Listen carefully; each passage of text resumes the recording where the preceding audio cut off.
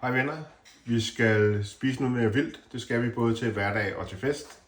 Og denne her gang, der laver vi det med Nordisk Safari Clubs egen barbecue sauce. Så hæng på. Sommergæster, de skal selvfølgelig have sommerbuk. Vi laver grillspyd med barbecue sauce. Så laver vi sticky coconut rice og lynstegte grøntsager. Minimal tid i køkkenet, maksimal tid sammen med dine gæster. Okay, hæng på, så går vi i gang. Vi skal have lavet noget barbecue sauce, og jeg bruger også min barbecue sauce som marinade. Vi tager 3 rødløg og hakker. Vi sorterer vores rødløg i noget olie, og vi må godt tage noget farve og blive dejligt karamelliseret. Løgene er sorteret godt ned. Vi giver dem lige de hakkede timian og rosmarin og hvidløg samt en god gang tomatpuré. Det brænder vi lige af 1 minuts tid. Så kører smagsbussen. Vi starter med en deciliter eller 75 gram brun farin. Det er cirka der. En deciliter teriyaki sauce. Yes sir. En deciliter bourbon whisky. Nu er det jo en barbecue sauce. Så den er mere mortmand. Sådan der.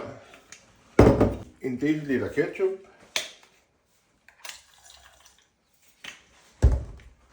Og en halv deciliter sojasauce. En deciliter æblejuice, det kan jo undlades, hvis man ikke har det. Resten burde man jo have. Sådan der. Så tager vi lige et skvat chili sauce. Sådan der. Og Worcester sauce skal vi selvfølgelig også have. En squeeze af.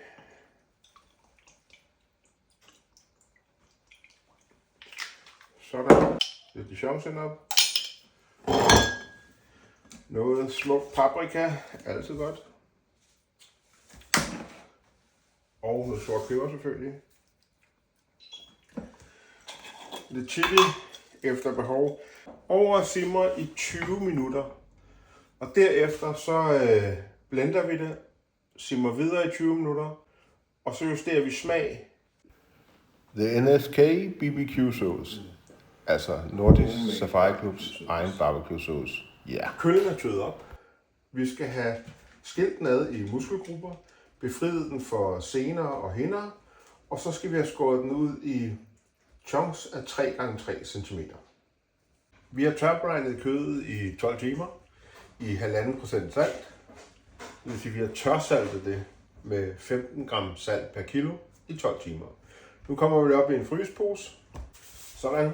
Så giver vi den noget af vores lækre barbecue sauce. Og når vi marinerer, så kan man godt lige spæde lidt op med lidt olie.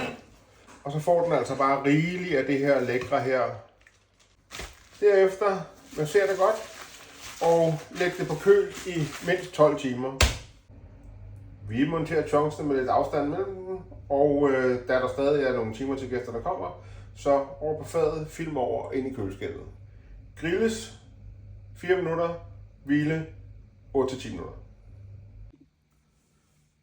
Sådan. Vi har basmati-risen, som vi koger i kokosmælk. Det viser jeg lige om lidt. Super nemt. Så tager vi noget grønt, og det skal være grønt, fordi der skal nogle pangfarver på. Choy, og så nogle bimi broccoli, de her broccoli sprouts, og så nogle grønne asparges og lidt hvidløg. Og det kan man skære i nogle tynde skiver, eller så må man ty til maskinen, og det gør jeg i dag. Så kan man altid lige rive lidt chili i, og husk, altid have en frossen chili i fryser. Så går vi til risene. Kokosmælk. 1 dåse kokosmælk. Brug det som målebærer. Ris. Vand. Simmer i 10 minutter. Sluk. Hvil i 10 minutter. Så er det bare klart. Yes. Det bliver på grillen i stedet for bål i haven, fordi den danske sommer. Yes sir. Kød hviler i 10 minutter, og imens laver vi grøntsager. Så kører vi. Det er nu sorteret godt ned i en 3-4 minutter. Får lige lidt teriyaki sauce. Og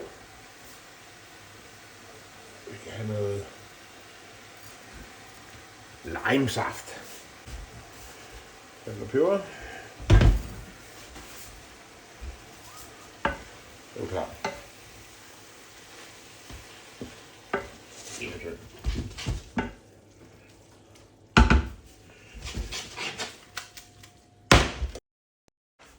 Så venner, det var det. Sticky coconut rice, grøntsager med teriyaki, barbecue chunks fra kølle. Det bliver ikke bedre. Sommervejret kunne have været bedre, hvis vi skulle spise ud. Det kommer vi ikke til. Husk nu på, hvis jeg kan lave det, så kan du også. Knæk og bræk, også i køkkenet, okay?